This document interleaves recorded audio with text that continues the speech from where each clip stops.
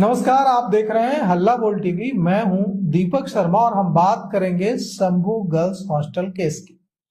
Shambhu girls hostel की जो पीड़िता है, जो छात्रा है, जिसकी जान चली गई, जिसके साथ गलत होने की आशंका, आरोप बार बार पीड़िता की मां लगा रही है, पीड़िता के पिता लगा रहे हैं, वो मां आज रोती हुई राजधानी पटना से जहानाबाद के अपने गांव चली गई है और मां श्राप देकर गई है, कलपती हुई गई है।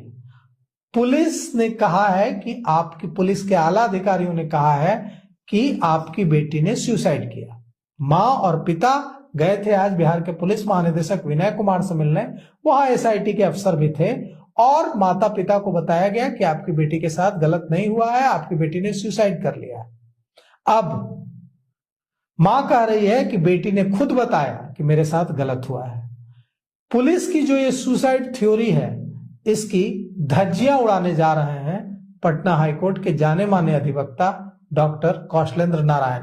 तो कैसे ये सुसाइड नहीं है डॉक्टर कौशलेंद्र नारायण जी, या फिर ये सुसाइड ही है? पुलिस सही कह रही है। देखिए, सर्वप्रथम तो मैं आपको धन्यवाद देता हूं आपका चैनल का कि बेबाकी के साथ आम जनमानस में यथार्थ को ले जाने का काम कर रही है।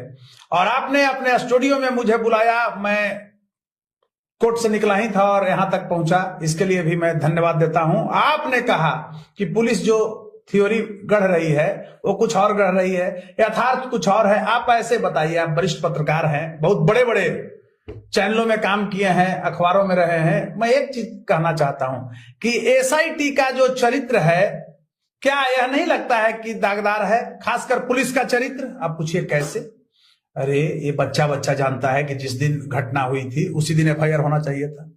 आप एसआईटी, किस एसआईटी की बात करते हैं? उसके पहले पटना के एडिशनल एसपी ने, एसएचओ ने, सीनियर एसपी ने भी सब लोग खारिज कर दिए थे कि उसके साथ बलात्कार नहीं हुआ है, वो आत्महत्या है।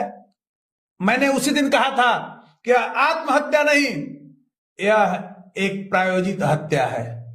आप दूसरी तरफ जा रहे हैं, उन सारे बिंदुओं से आप हटिए। आप देखिए कि अब तो भाई आपका जो चेहरा दागदार था उसको और दागदार बनाया जब एफएसएल ने लिख दिया कि पुरुष अस्पर्म है। आप एक ऐसे समझिए कि सीमेन जो होता है, सीमेन एक लिक्विड है, अस्पर्म क्या है? सेंस है। तो अब तो अस्पर्म आ गया, तो उसको आप जांच कीजिए बढ़िया से। पुलिस कह रही है कि हमने सारी जांच कर ली और एसआईटी ने अपनी रिपोर्ट गृह मंत्री सम्राट चौधरी को सौंप दी, डीजीपी को सौंप दी और उस एसआईटी